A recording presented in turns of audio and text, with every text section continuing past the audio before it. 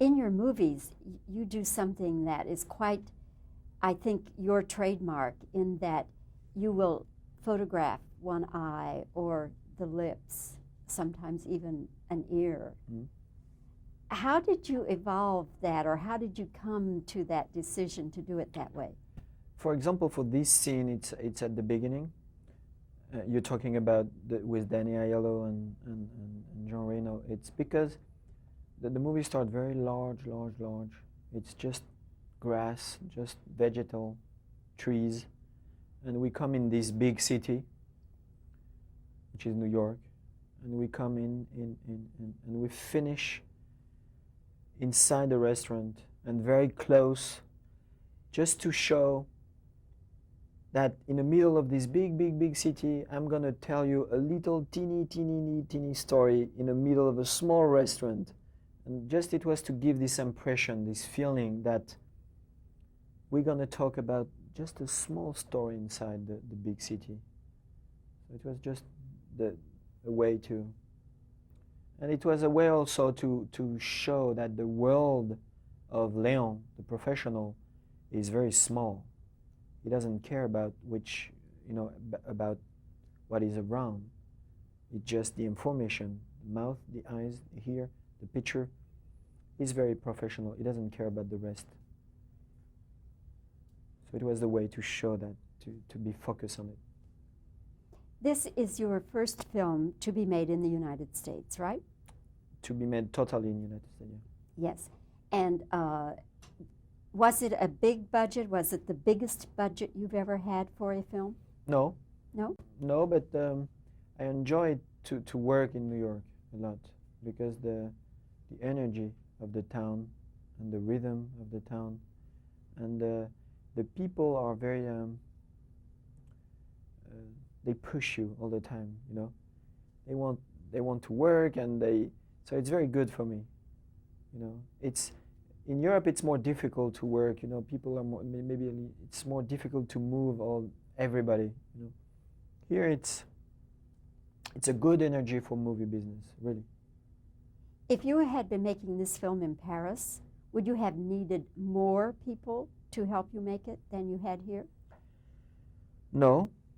The same? No, yeah, the same. But it would be a mistake for me to make this movie in Paris, for example. Why? Because the story doesn't fit so well with Paris. Here in New York, the town is enormous, and you can be anonymous in the middle of it.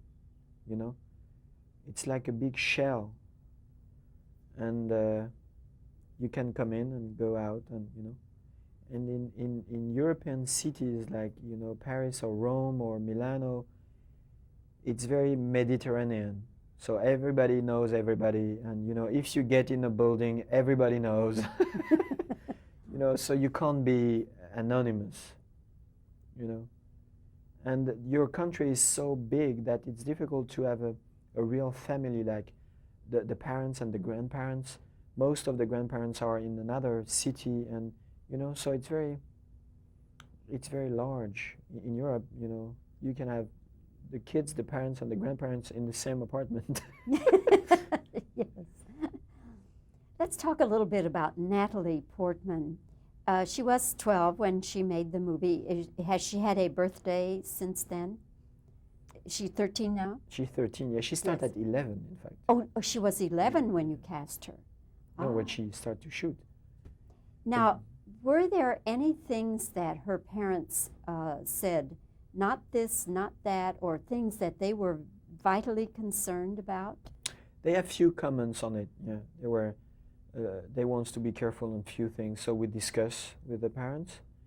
And when I have a justification of it, if it's important, I try to do nothing, no gratuity, just like this. I try to have a reason to do things so I can explain myself. So for example, they were concerned about to have Natalie smoking in the movie. So we talk about that, and I explained to her that my purpose is to see Léon, who is the only one who can push her to stop smoking. and say, stop smoking because it will kill you. And she stopped smoking because of him. But if I want to show that, I'm obliged to show her smoking before, you know. So this kind of deal, but she's very smart and clever, and she understands that. So she understands that the message was not showing a kid smoking, but showing a kid who stopped smoking, which is not the same message. So she said, okay, I understand. So she hates smoking, but she pretends smoking a little. So she can show that she stopped. Well, it's a brilliant performance by this young actress who'd never worked in a film before. Thank you so much for your time, and I hope that we'll have the opportunity to talk again whenever, wherever.